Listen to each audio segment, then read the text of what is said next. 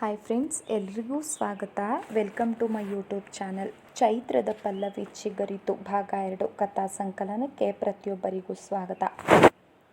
ಏನು ಹೇಳಬಹುದು? ಅವಳು ಸದಾ ನಗುತ್ತಾ ಬದುಕನ್ನು ಆಸ್ವಾದಿಸುತ್ತಾ ಇರೋ ಅವಳ ಅಂತರಾಳದಲ್ಲಿ ಏನೋ ನಿಧಿ ಅಡಗಿದೆ. ನೋವೇನಿದೆ, ನಲಿವೇನಿದೆ, ಕುತೂಹಲ ಹೆಚ್ಚಾಗತೊಡಗಿತು. ಆತ್ಮೀಯತೆಯಿಂದ ಅವಳ ಹಸ್ತವನ್ನು ಅದುಮಿದೆ. ಶ್ರೀಮಂತ ಮನೆಯಲ್ಲಿ ಹುಟ್ಟಿದ ಶ್ರೀಮಂತನನ್ನೇ ಸೇರಿದೆ. ನನ್ನ ಬುದ್ಧಿವಂತಿಕೆ, ನನ್ನ ಸೌಂದರ್ಯ, ಶ್ರೀಮಂತಿಕೆ ನನ್ನಲ್ಲಿ ಮೇಲರಿಮೆ ಬೆಳೆಸಿದರೆ, ಅದೇ ಪ್ಲಸ್ ಪಾಯಿಂಟ್ಗಳು ನನ್ನ ಗಂಡನಲ್ಲಿ ಕೀಳು ಭಾವನೆಯನ್ನು ಬೆಳೆಸಿದವು. ಸಾಕಷ್ಟು ಬುದ್ಧಿವಂತರೇ ಆಗಿದ್ದ ಅವರಿಗೆ ಅವರು ಬಯಸಿದ ಉದ್ಯೋಗ ಸಿಗಲಿಲ್ಲ. ಹತಾಶೆಯಲ್ಲಿ ಕೆಲಸದಲ್ಲಿದ್ದ ನನ್ನ ಬಗ್ಗೆ ಅಸೂಹೆ ತಾಳಿದರು. ಕೆಲಸ ಬಿಡು ಅಂದರು. ಗಂಡ ಕೆಲಸದಲ್ಲಿ ಇಲ್ಲದ ಮೇಲೆ ಹೆಂಡತಿಗೆ ಯಾಕೆ ಕೆಲಸ ಅಂದು ಪ್ರತಿಯೊಂದರಲ್ಲೂ ತಪ್ಪು ಹುಡುಕೋಕೆ ಪ್ರಯತ್ನಿಸುತ್ತಾ ನನ್ನ ಕಾಡತೊಡಗಿದರು. ಈ ಬದುಕು ಬೇಡ ಎನ್ನುವ ಹೊತ್ತಿಗೆ ಮಗಳು ಹುಟ್ಟಿಬಿಟ್ಟಳು. ಮಗಳಿಗಾಗಿ ಬದುಕು ಸಹಿಸಿಕೊಳ್ಳಬೇಕಾಯಿತು. ಇವರಿಗೆ KAS ಪರೀಕ್ಷೆ ಪಾಸ್ ಮಾಡಿಸಿ ಕೆಲಸ ಕೊಡಿಸಿಬಿಟ್ಟರೆ ಸರಿ ಹೋಗ್ತಾರೆ ಅನ್ನೋ ಹಂಬಲದಿಂದ ತವರು ಮನೆಯಿಂದ ಹಣ ತಂದು ಅವರಿಗೆ ಗೊತ್ತಿಲ್ಲದ ಹಾಗೆ ಅವರ ಆಸೆ ಈಡೇರಿಸಲು ಪ್ರಯತ್ನಿಸಿದೆ. ಸಹಾಯ ಹಸ್ತ ನೀಡಲು ಮುಂದಾದ ಗೆಳೆಯರಿಗೆ ಹಣ ಕೊಟ್ಟೆ. ಅದೇ ಪ್ರಯತ್ನದಲ್ಲಿ ಅವರ ಜೊತೆ ಮಡಿಕೇರಿಗೆ ಹೋಗಬೇಕಾಯಿತು. ನನ್ನ ಗಂಡನಿಗೆ ಸುಳ್ಳು ಹೇಳಿ ಹಿಡಿಯಬೇಕಾದವರನ್ನೆಲ್ಲ ಹಿಡಿದು ಕೆಲಸ ಗ್ಯಾರಂಟಿ ಎಂದು ವಾಪಸ್ಸು ಬರುವಷ್ಟರಲ್ಲಿ ಹೇಗೋ ವಿಷಯ ತಿಳಿದುಕೊಂಡ ನನ್ನ ಗಂಡ ನನ್ನ ಇಡೀ ಬದುಕನ್ನು ಅಪಮಾನಿಸಿಬಿಟ್ಟರು. ಯಾವ ತಪ್ಪು ಮಾಡದ ನಾನು ನನ್ನ ಚರಿತ್ರೆಯನ್ನು ಅವರಿಂದ ವಧೆ ಮಾಡಿಸಿಕೊಳ್ಳಬೇಕಾಯಿತು. ಮನೆ ಬಿಟ್ಟು ಹೊರಹಾಕಲು ಪ್ರಯತ್ನಿಸಿದರು. ನಾನು ಏನು ಹೇಳಿದರೂ ನಂಬದ ಸ್ಥಿತಿ ಅವರದಾಗಿತ್ತು. ಬೇಡಿದೆ, ಕಾಡಿದೆ, ಅತ್ತೆಗೆ ಗೋಗರೆದೆ. ಯಾವುದು ಅವರ ಮೇಲೆ ಪರಿಣಾಮ ಬೀರಲಿಲ್ಲ. ಮನೆ ಬಿಟ್ಟು ಹೋಗು ಎಂಬುದು ಒಂದೇ ಹಠವಾಗಿತ್ತು. ನನಗೂ ಸಿಟ್ಟು ಬಂತು. ಯಾವ ತಪ್ಪು ಮಾಡದ ಒಳ್ಳೆಯದನ್ನೇ ಮಾಡಲು ಹೊರಟ ತಾನು ಏಕೆ ಮನೆ ಬಿಟ್ಟು ಹೋಗಬೇಕು? ನಾನು ಕೆಟ್ಟಿದ್ದೀನಿ ಅನ್ನೋದನ್ನು ತೋರಿಸಿಕೊಡಿ. ಆಗ ಈ ಮನೇನ ನಿಮ್ಮನ್ನು ಬಿಟ್ಟು ಹೋಗುತ್ತೇನೆ ಅಂತ ಹಠ ತೊಟ್ಟೆ. ಅದೇ ಹಠದಲ್ಲಿ ಆ ಮನೆಯಲ್ಲಿ ಉಳಿದಿದ್ದೇನೆ. ಯಾವ ಸಂಬಂಧವೂ ಇಟ್ಟುಕೊಳ್ಳದೆ ನಿಲ್ಲಿಸಿದಳು. ಅರ್ಥವಾಗದೆ ಅಂದರೆ ಎಂದೆ. ಗಂಡನೊಡನೆ ಮಾತುಕತೆ ಇಲ್ಲದೆ, ಹೆಂಡತಿಯ ಯಾವ ಸಂಬಂಧವೂ ಇಲ್ಲದೆ, ಒಂದೇ ಮನೆಯಲ್ಲಿ ಇದ್ದರೂ ಪ್ರತ್ಯೇಕವಾಗಿ ವಾಸಿಸುತ್ತಾ, ಅಡುಗೆ ಮಾಡಿಕೊಳ್ಳುತ್ತಾ, ಇಡೀ ಗಂಡನ ಮನೆಯವರ ಸಂಪರ್ಕ ಕಡಿದುಕೊಂಡು ಸ್ವಾಭಿಮಾನ ಕಳೆದುಕೊಂಡು ಬದುಕುತ್ತಿದ್ದೇನೆ. ಕಣ್ಣಲ್ಲಿ ಧಾರಾಕಾರವಾಗಿ ನೀರು ಇಳಿಯುತ್ತಿತ್ತು. ಇದು ಯಾವಾಗಿನಿಂದ? 10 ವರ್ಷದಿಂದ. ನಿಧಾನವಾಗಿ ನುಡಿದಳು. 10 ವರ್ಷದಿಂದ? ಜೋರಾಗಿಯೇ ಕೂಗಿದೆ. ಹೌದು, 10 ವರ್ಷದಿಂದ. ಆ ಘಟನೆ ನಡೆದಾಗ ನನ್ನ ಮಗಳು ಹೊಟ್ಟೆಯಲ್ಲಿದ್ದಳು. ಈಗ ಅವಳಿಗೆ 10 ವರ್ಷ. ನನ್ನ ತವರು ಮನೆಯಲ್ಲಿ ಬೆಳೀತಾ ಇದ್ದಾಳೆ. ಅಪ್ಪ ಅಂತ ಒಂದು ದಿನವೂ ಕರೆಯೋ ಯೋಗ ಅವಳಿಗೆ ಇಲ್ಲ. ಅಪ್ಪನ ಪ್ರೀತಿಯನ್ನು ಕಳೆದುಕೊಂಡ ನತದೃಷ್ಟ ಮಗು ಅದು. ಆ ಮನೆಯಲ್ಲಿ ನನ್ನವರು ಯಾರೂ ಇಲ್ಲ. ನನ್ನ ಕಷ್ಟಕ್ಕೆ, ನನ್ನ ನೋವಿಗೆ ಸ್ಪಂದಿಸುವ ಹೃದಯ ಇಲ್ಲ. ಇಡೀ ಮನೆಯಲ್ಲಿ ಒಂಟಿಯಾಗಿ ಕಾಲ ಕಳೀತಾ ಇದ್ದೀನಿ. ಈ ಒಂಟಿತನನ ದೂರ ಮಾಡಿಕೊಳ್ಳೋದಕ್ಕೆ ಬೆಂಗಳೂರಿಗೆ ವರ್ಗ ಮಾಡಿಸಿಕೊಂಡೆ. ದಿನ ಪ್ರಯಾಣದಲ್ಲಿ, ಆಫೀಸಿನಲ್ಲಿ ನನ್ನ ಕಾಲವನ್ನೆಲ್ಲ ಕಳೆದು ಒಂದೊಂದು ರಾತ್ರಿ ಕಳೆಯೋಕ್ಕೂ ಪ್ರಯಾಸ ಪಡುತ್ತಾ, ನೋವಿನಿಂದ ನರಳುತ್ತಾ, ಗಂಡನ ಕಠಿಣತೆ ಎಂದು ಕರಗುತ್ತೋ ಅನ್ನೋ ನಿರೀಕ್ಷೆಯಿಂದ ಬದುಕುತ್ತಾ ಇದ್ದೇನೆ. 10 ವರ್ಷದಿಂದ ಒಂದು ಸಲವೂ ಮಾತನಾಡಿಸಿಲ್ವಾ? ಇದು ಹೇಗೆ ಸಾಧ್ಯ? ಗಂಡ ಹೆಂಡತಿ ಜಗಳ ಉಂಡು ಮಲಗೋ ತನಕ ಅಂತಾರೆ. 10 ವರ್ಷ ಆದರೂ ಮುಗಿದಿಲ್ಲ ಅಂದರೆ ಹೇಗೆ ಇದು ಸಾಧ್ಯ? ಸಾಧ್ಯ ಆಗಿದೆಯಲ್ಲ. ಇವತ್ತಲ್ಲ ನಾಳೆ ನಾನು ಆ ಮನೆಯನ್ನು ಬಿಟ್ಟು ಬರ್ತೀನಿ. ಆಗ ಬೇರೆಯವಳನ್ನು ಮದುವೆ ಆಗಬಹುದು ಅನ್ನೋ ಆಸೆ ಅವರಿಗೆ. ತಪ್ಪೇ ಮಾಡದ ಶಿಕ್ಷೆ ಅನುಭವಿಸೋಕೆ ನಾನು ಹೇಗೆ ಸಿದ್ಧವಾಗಲಿ? ನನಗೂ ಶಿಕ್ಷೆ, ಅವರಿಗೂ ಒಂಟಿಯಾಗಿರುವ ಶಿಕ್ಷೆ. ಅವರು ಒಂಟಿಯಾಗಿ ನರಳುತ್ತಾ ಇದ್ದಾರಲ್ಲ, ನನ್ನ ಮನಸ್ಸಿಗೆ ಅದು ಶಾಂತಿ ಕೊಡುತ್ತಿದೆ. ಈ ಜನ್ಮದಲ್ಲಿ ಡಿವೋರ್ಸ್ ಕೊಡಲ್ಲ.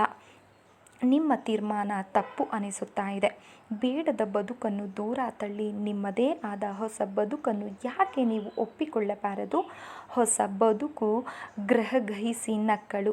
ಈ ಬದುಕೇ ಹೀಗಾಯಿತು, ಇದನ್ನು ಹೇಗೆ ಬದುಕು ಹೇಗಿರಬಹುದು, ರಿಸ್ಕ್ ತಗೊಳ್ಳೋಕ್ಕೆ ಧೈರ್ಯ ಬರಲಿಲ್ಲ. ಹಾಗಂತ ನನ್ನ ಬದುಕನ್ನು ಅಶೋಕವನದಲ್ಲಿ ಸೀತೆ ಕಣ್ಣೀರಿಡುತ್ತಾ ಕಳೆದ ಹಾಗೆ ಕಳೀತಾ ಇಲ್ಲ. ಎಲ್ಲೋ ಒಂದು ಕಡೆ ಬದುಕಿನ ಸುಖವನ್ನು ಅನುಭವಿಸುತ್ತಾ ಇದ್ದೀನಿ. ಇದು ತಪ್ಪು, ನನಗೂ ಗೊತ್ತು. ನನ್ನ ಗಂಡ ಕೂಡ ಸಿಗದೆ ಇರುವ ಸುಖವೇ ಬೇರೆ ಕಡೆ ಹುಡುಕುತ್ತಾ ಇರುವಾಗ ನಾನು ಹೇಗೆ ಸಹಿಸಲಿ? ಕೆಟ್ಟ ಹೆಸರು ಹೊತ್ತುಕೊಂಡು ಆಗಿದೆ. ಮಾಡದ ತಪ್ಪು ಹೊರಿಸಿ ನನ್ನ ಬದುಕು ಛಿದ್ರಗೊಳಿಸಿದರು. ಅಂಥ ಕಟು ಮನುಷ್ಯನಿಗಾಗಿ ನನ್ನ ಸುಖ ಸಂತೋಷ ತ್ಯಾಗ ಮಾಡಲೇ? ಇವತ್ತಲ್ಲ ನಾಳೆ ಅವರಿಗೆ ತಪ್ಪು ತಿಳಿಯುತ್ತೆ. ಆಗ ನನ್ನ ಹತ್ರ ಬಂದೇ ಬರುತ್ತಾರೆ. ಇನ್ನು 10 ವರ್ಷದಿಂದ ಆದ ಮೇಲೆ ಹೆಂಡತಿ ಅನ್ನೋದು ಬೇಕಾಗಬಹುದು ಅಲ್ಲವೇ? ಆ ನಿರೀಕ್ಷೆಯಲ್ಲಿ ಬದುಕು ಕಳೆದು ಹೋಗುತ್ತಾ ಇದೆ. ಎತ್ತಲೋ ನೋಡುತ್ತಾ ಮಾತು ನಿಲ್ಲಿಸಿದಳು. ಸರಿ ತಪ್ಪು ತೀರ್ಮಾನಿಸುವ ಶಕ್ತಿ ನನಗಿಲ್ಲದೆ ಹೋಯಿತು. ಊಟ ತಣ್ಣಗಾಗಿ ಹೋಯಿತು. ಊಟ ಮಾಡಿ ದೇವರು ನಿಮ್ಮ ನಿರೀಕ್ಷೆಯನ್ನು ಸುಳ್ಳು ಮಾಡದಿರಲಿ ಎಂದೆ ಮೃದುವಾಗಿ. ನಿಮ್ಮ ಪತಿಯ ಕಾಠಿಣ್ಯತೆ ಕರಗಿಸೋಕೆ ಯಾರೂ ಪ್ರಯತ್ನ ಪಡಲಿಲ್ಲವೇ?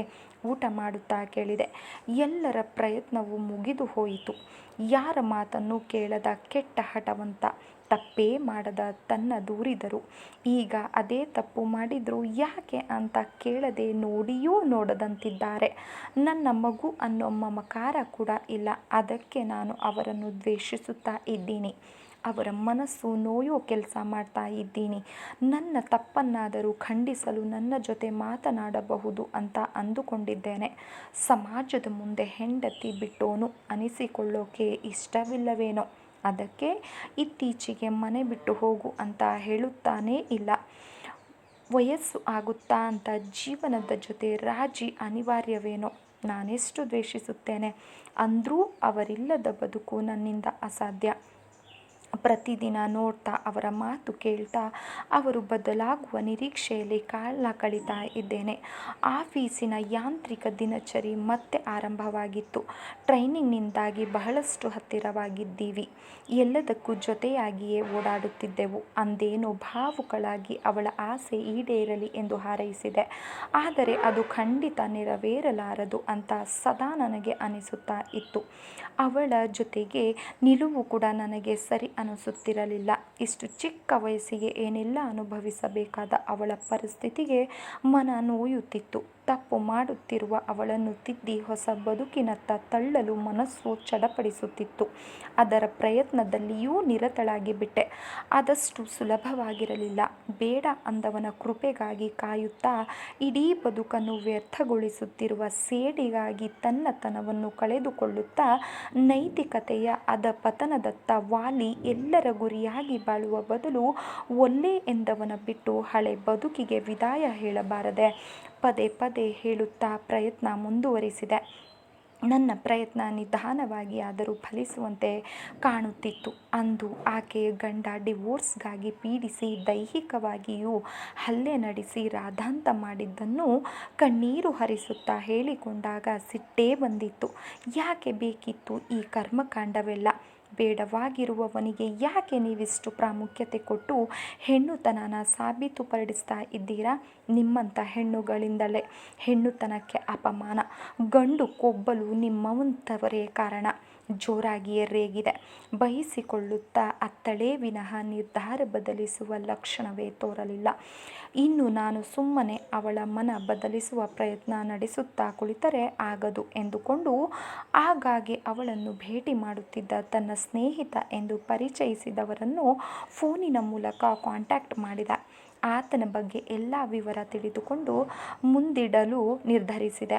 ಇನ್ನು ಮದುವೆ ಆಗದೆ ಇರೋ ಆತನಿಗೆ ಆಕೆಯ ಬಗ್ಗೆ ಇರುವ ಒಲವು, ಕಾಳಜಿ ಎಲ್ಲವನ್ನು ಒಮ್ಮೆ ಪರೀಕ್ಷಿಸಿ ಆಕೆಯನ್ನು ಮದುವೆಯಾಗುವಂತೆ ಒತ್ತಾಯಿಸಿದೆ. ಆಕೆ ಒಪ್ಪುವುದಾದರೆ ನಾನು ಸಿದ್ಧ ಎಂದಾಗ ಸಂತೋಷ ತಡೆಯಲಾರದೆ ಅತ್ತು ಬಿಟ್ಟೆ. ನನ್ನ ಪರಿಶ್ರಮ ವ್ಯರ್ಥವಾಗಲಿಲ್ಲ.